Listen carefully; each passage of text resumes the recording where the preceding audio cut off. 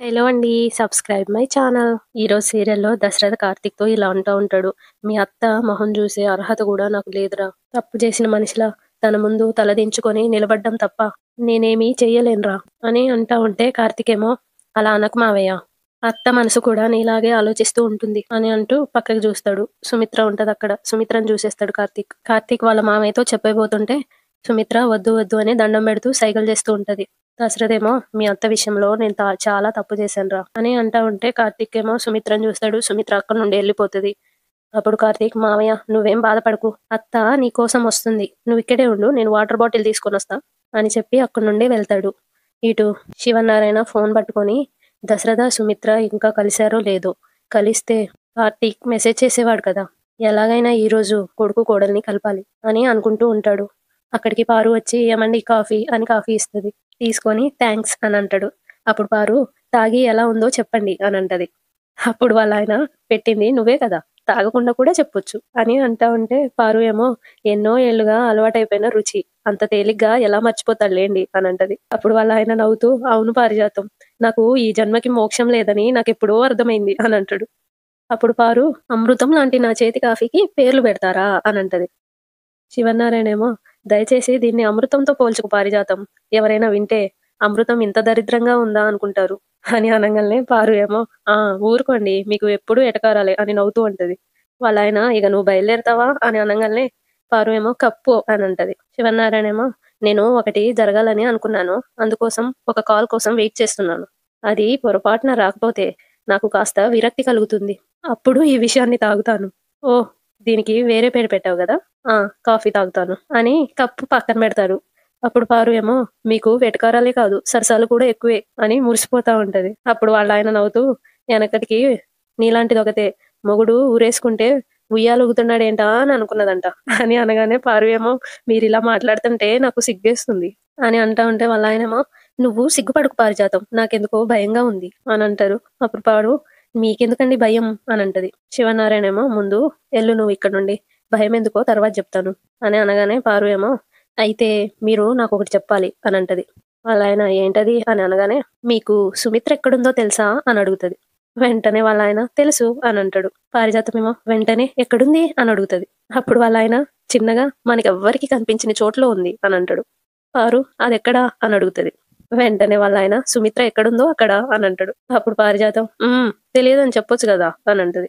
అప్పుడు వాళ్ళ ఆయన నీకింత సింపుల్ గా అర్థమవుతుందని నాకేం తెలుసు అని అనగానే పారిజాతం ఏమో పోనీ దశరథ్ ఎక్కడికి వెళ్ళాడో చెప్పండి అని అనగానే వాళ్ళ ఆయనేమో అది కూడా నాకు తెలియదు అని అంటా ఉంటే మరి మీకేం తెలుసు అని అడుగుతది. వెంటనే వాళ్ళ ఆయన పక్కవారి సంసారంలో దూరకుండా ఉండడం తెలుసు, పుల్లలు పెట్టి చెడగొట్టకుండా ఉండడం తెలుసు, నోటికి ఏదొస్తే అది మాట్లాడకుండా ఉండడం తెలుసు అని అంటా ఉంటే పారిజాతమేమో నాలా ఉండకూడదని ఒక మాట అంటే సరిపోతుందిగా అని అనగానే వాళ్ళ ఆయనేమో ఇంత సింపుల్ గా చెప్పొచ్చని నాకు కూడా తెలియదు పారిజాతం అని అంటాడు. అప్పుడు పారు మీకు అన్ని తెలిసినా ఏమీ తెలియనట్టు మాత్రం ఉంటారండి అని అనగానే సరే జోష్న ఎక్కడుంది అని అడుగుతాడు. పారు ఏమో బయటికెళ్ళింది అని అంటది.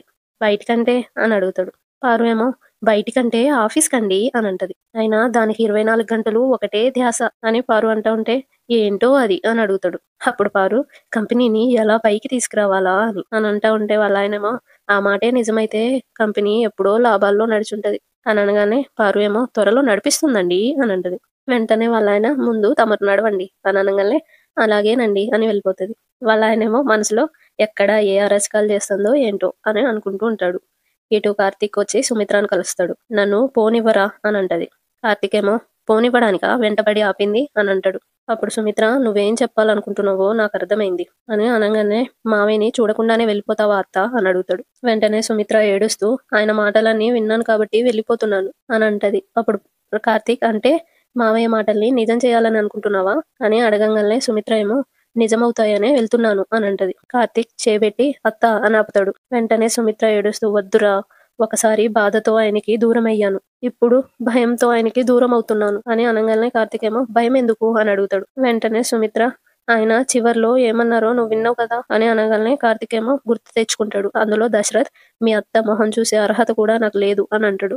అది గుర్తుకు తెచ్చుకుంటాడు. సుమిత్ర ఏమో ఇప్పుడు నేను ఎదురుపడితే నా భర్త నా ముందు తలదించుకొని నిలబడతాడు, అది నాకు ఇష్టం లేదు, అందుకే వెళ్ళిపోతున్నాను, ఆయనకి ఎదురుపడే ధైర్యం లేక భయంతో వెళ్ళిపోతున్నాను, మీ మావయ్య ఏడవడం నేను చూడలేనురా అని అనగానే కార్తీక్ ఏమో మావయ్య నీకోసం ఏడుస్తున్నాడని నేను చెప్పాను కదత్తా అని అనగానే సుమిత్ర ఏమో నేను లేనురా, నాలో నేను లేను, ఇంట్లో నుంచి బయటికి అడుగు పెట్టాక నాకేదో అయింది, నాలో నుండి నేను పోయాను, నేనేం చేస్తున్నానో నాకే అర్థం కావడం లేదు, ఇప్పుడు మళ్ళీ మీ మావయ్యని చూసిన తర్వాత నాకు అన్నీ తెలుస్తున్నాయి, నా అంతటా నేను ఏడవగలుగుతున్నాను, నేను చేసిన తప్పేంటో నాకు తెలుస్తుంది, మరి ఎలా నేను ఆయనకి ఎదురుగా పడగలను చెప్పు అని అంటా ఉంటే కార్తీక్ ఏమో మరి మావయ్య అంతట మావయ్య నీకు ఎదురు పడితే అప్పుడేం చేస్తావత్తా అని అడుగుతాడు. అప్పుడు సుమిత్ర ఆయన కాళ్ళ మీద పడతాను, క్షమించమని అడుగుతాను, అలా చూస్తూ ఉండిపోతాను, నాకే తెలియదు, ఆయన నన్ను చూసేలోపు నేను ఇక్కడ నుండి వెళ్ళిపోవాలి అని వెళ్తా ఉంటే కార్తీక్ ఏమో అత్త అని నవ్వుతూ ఉంటాడు. దశరథ్ వచ్చి సుమిత్ర అని అంటాడు. సుమిత్రని చూసి నవ్వుతా ఉంటాడు ఆనందంతో. సుమిత్ర ఏమో ఏడుస్తా ఉంటది. దగ్గరకొచ్చి సుమిత్ర, నువ్వు నా కాళ్ళ మీద పడాల్సిన అవసరం లేదు, క్షమించమని అడగాల్సిన అవసరమూ లేదు, ఎక్కడికి వెళ్ళిపోవాల్సిన అవసరమూ లేదు, ఒక్క పని చేస్తే చాలు అని సుమిత్ర చేపట్టుకొని నన్ను క్షమించు సుమిత్ర అని అంటాడు. సుమిత్ర బోరుమని ఏడుస్తది. ఇద్దరు ఏడుస్తారు. హగ్ చేసుకుని ఏడుస్తా ఉంటాడు దశరథ్ కూడా. వాళ్ళని చూసి కార్తీక్ కూడా కన్నీళ్లు పెట్టుకుంటాడు. దశరథ్ ఏమో ఇప్పటికున్న దూరం సరిపోలేదా, ఇంకా ఎంత దూరం పోతావు అని అనగానే కార్తీక్ ఏమో అత్త ఎక్కడికి పోదు మావయ్య, దేవుడు మిమ్మల్ని మళ్ళీ తన సన్నిధానంలోనే కలిపాడు, మీరిద్దరూ మనస్ఫూర్తిగా మాట్లాడుకోండి, గుండెల మీదున్న భారాన్ని దించేసుకోండి, కళ్ళల్లో ఉన్న కన్నీళ్లు తుడిచేసుకోండి, అలాగే మా శ్రీమతిని కూడా పిలిస్తే సతీ సమేతంగా మీ దగ్గర ఆశీర్వాదం తీసుకుంటాం అని అంటాడు. దశరథ్ ఏమో దీపొచ్చిందా అని అడుగుతాడు. అప్పుడు కార్తీక్ అత్తను దీపే తీసుకొచ్చింది అని అంటాడు. సుమిత్ర ఏమో నన్ను ఎవరూ తీసుకురాలేదురా, నేనే వచ్చాను అని అంటది. వెంటనే కార్తీక్ నువ్వే వచ్చావా, దీప తర్వాత వస్తానందా అని అడుగుతాడు. అప్పుడు సుమిత్ర నేను అసలు ఎవరికి చెప్పకుండా వచ్చాను అని అనంగానే కార్తీక్ ఏమో అవునా, మరైతే దీప నాకు ఫోన్ చేసి ఉండాలి అని జేబు చూస్తాడు.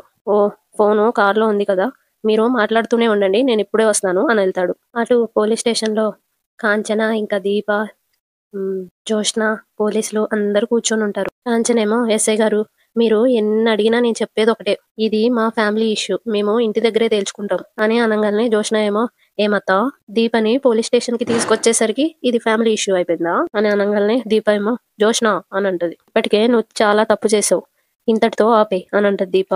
అప్పుడు జోష్న చూసారా ఎస్ఐ గారు, పోలీస్ స్టేషన్ లో ఉన్నామని సంగతి కూడా మర్చిపోయి మీ ముందే నాకు వార్నింగ్ ఇస్తుంది అని అనగానే దీప ఏమో ఇది వార్నింగ్ కాదు జోష్న అని అంటది. వెంటనే జోష్న ముందు మా మమ్మీ ఎక్కడుందో చెప్పు అని అడుగుతది. దీప ఏమో ఇప్పుడు సుమిత్రమ్మ గారు ఎక్కడున్నారో నాకు తెలియదు అని అనగానే జోష్న ఏమో మరెవరికి తెలుసు అని అడుగుతది. చెప్పు దీప, చెప్పవా, నిన్ను ఇలా మర్యాదగా కూర్చోబెట్టి అడిగితే చెప్పవనుకుంటా, ఎస్ఐ గారు ఎఫ్ఐఆర్ ఫైల్ చేయండి, సెల్లో వేసి మీ లేడీ కానిస్టేబుల్స్ తో సౌండ్ బయటికి వినిపించేలా కొట్టించండి, అప్పుడు నిజాలు బయటకు వస్తాయి అని అనగానే కాంచన ఇంకా దీప షాక్ అవుతూ ఉంటారు. కార్తిక్ ఏమో కార్ దగ్గరికి వెళ్ళి ఫోన్ తీసుకొని చూస్తాడు. ఛా, దీప ఫోన్ నుండి 20 మిస్డ్ కాల్స్ ఉన్నాయి, అత్త కనిపించట్లేదని ఎక్కడ వెతుకుతుందో ఏమో. దీపకి కాల్ చేస్తాడు.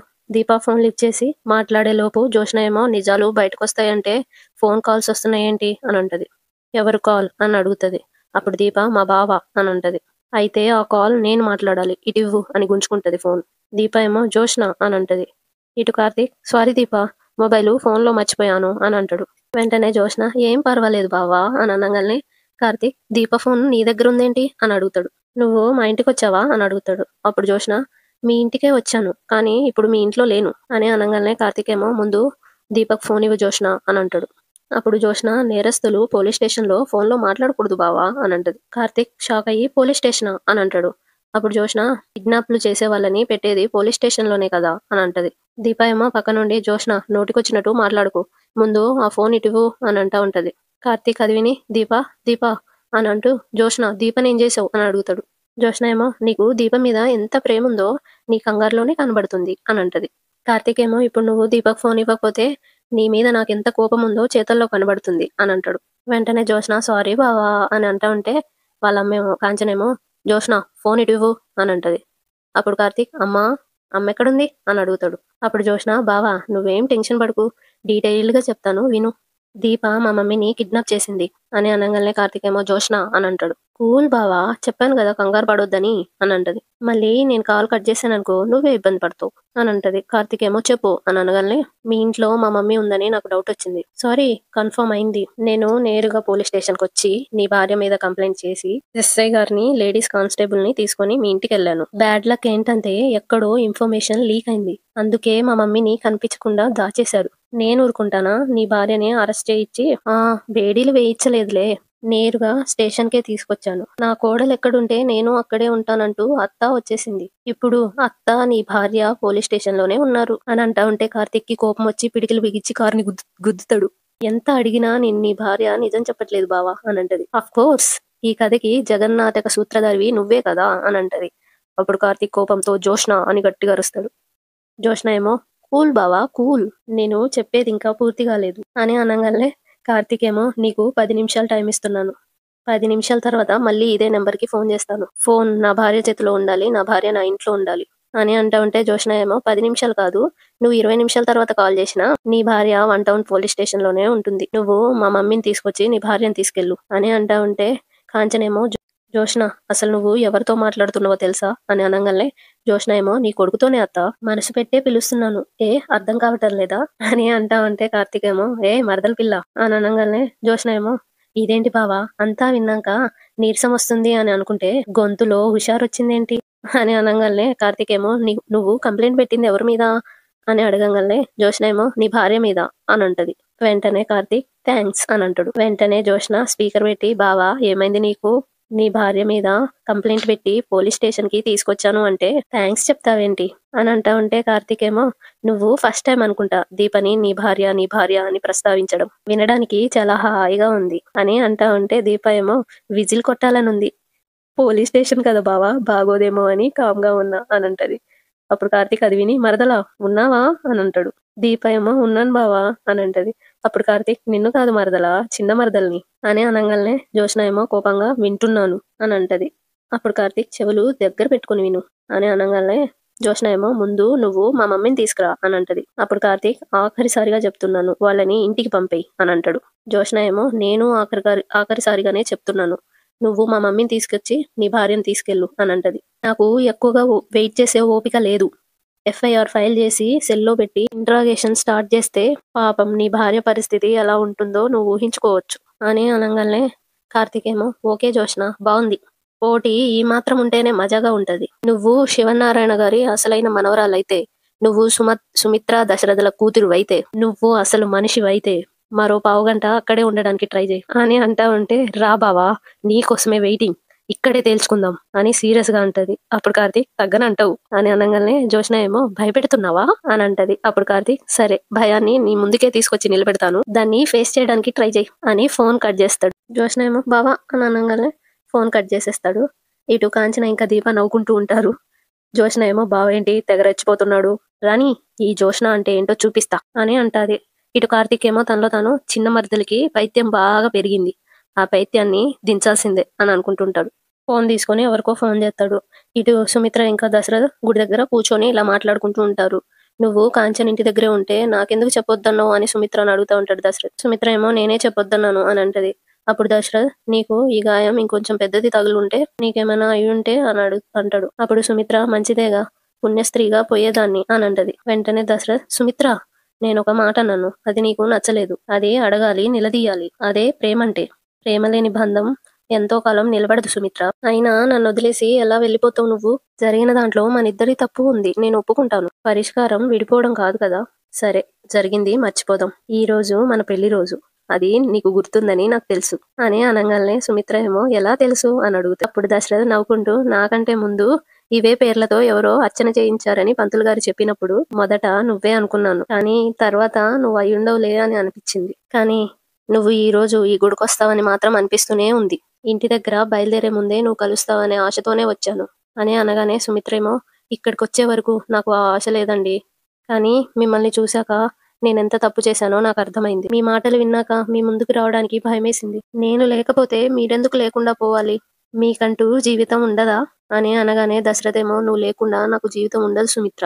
మనం కలిసి ఇంకా ఎంతో ప్రయాణం చేయాలి. మన కూతురు పెళ్లి చేయాలి అని అంటా ఉంటే సుమిత్రేమో మీరు లేకుండా నాకు మాత్రం జీవితం ఉందని అనుకుంటున్నారా?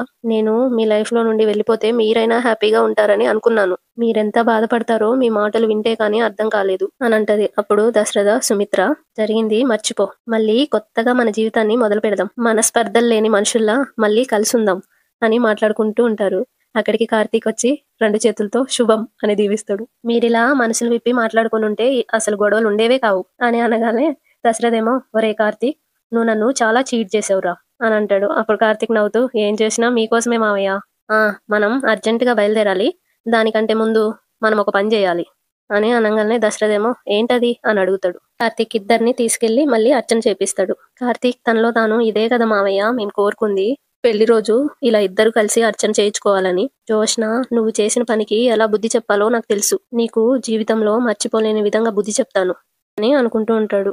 పూజ చేయించుకుంటారు. ఇటు జోష్న, ఏంటి దీపా, పావుగంటలో ఏదో అద్భుతం చేస్తానంటూ బావ ఫోన్లోనే వార్నింగ్ ఇచ్చాడు. ఆల్రెడీ 13 మినిట్స్ కంప్లీట్ అయిపోయాయి. ఇంకా 2 మినిట్సే ఉంది అని అనగానే దీప ఏమో ఏదైనా జరగడానికి ఒక్క నిమిషం చాలు అని అంటది. కాంచన నవ్వుతది. జోష్న ఏమో ఎవ్వరు తగ్గట్లేదు. ఎవరి కాన్ఫిడెన్స్ వాళ్ళకుంది. 14 మినిట్స్ ఓవర్. లాస్ట్ 1 మినిట్ అని అనగానే దీప ఏమో ఇప్పటికైనా మించిపోయింది ఏమీ లేదు జోష్న. బావకి ఫోన్ చేసి జరిగిన దానికి సారీ చెప్పు అని అంటది. అప్పుడు జోష్న ఇంకో 1 మినిట్లో బావ రాకపోతే అప్పుడు కాల్ చేస్తాను. పిరికి వాళ్ళతో ఫోన్లోనే మాట్లాడాలి. నిజాన్ని ఫేస్ చేయాలంటే డేర్ ఉండాలి. అది బావకు లేదని అర్థమైంది. ఎస్ఐ గారు 15 మినిట్స్ ఓవర్. మీరు వీళ్ళ మీద ఎఫ్ఐఆర్ ఫైల్ చేయండి అని అంటది. అక్కడికి పారు వచ్చి ఆగండి అని గట్టిగా అరుస్తుంది. జోష్న గ్రాని అని సంతోషంగా అనేలోపు వెనకాలే వాళ్ళ తాతయ్య ఉంటాడు. చూసి షాక్ అవుతుంది. వాళ్ళ తాతయ్య వస్తూ ఉంటాడు. జోష్న ఏమో రా తాత, నువ్వెలా తెలుసుకున్నావో తెలియదు కానీ నీ ఎంట్రీ అదిరిపోయింది తాత.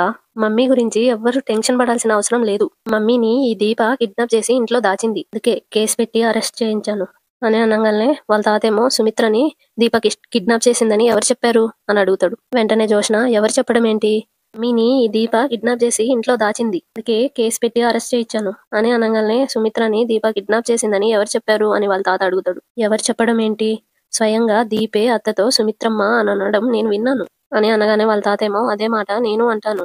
నా మీద కూడా కేసు పెడతావా అని అడుగుతాడు. అప్పుడు జోష్న నీ మీద ఎందుకు పెడతాను అని అంటది. వాళ్ళ తాతేమో మరి వాళ్ళ మీద ఎందుకు పెట్టావు అని అడుగుతాడు. జోష్న తాత అని అంటా ఉంటే వాళ్ళ తాతేమో ముందు అడిగిన దానికి సమాధానం చెప్పు. సీరియస్ గా నా కూతురు మీద, నా కూతురు కోడల మీద ఎందుకు కేసు పెట్టావు అని అడుగుతా ఉంటాడు. అప్పుడు జోష్న అర్థమైంది తాత, ఇన్ని రోజులు డాడీయే అనుకున్నాను. ఇప్పుడు నువ్వు కూడా వీళ్ళకే సపోర్ట్ చేస్తున్నావు అనమాట. ఎస్ఐ గారు అడుగుతున్నారు కదా, సమాధానం చెప్పండి అని జోష్న అనగానే ఎస్ఐ ఏమో సుమిత్రమ్మ గారు కనిపించడం లేదని, దీప మీద అనుమానం ఉందని కంప్లైంట్ చేశారు.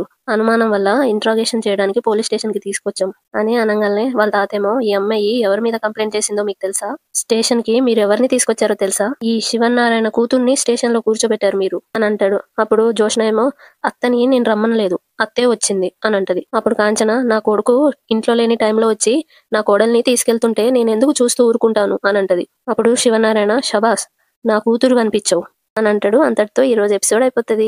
ప్లీజ్ సబ్స్క్రైబ్ చేయండి.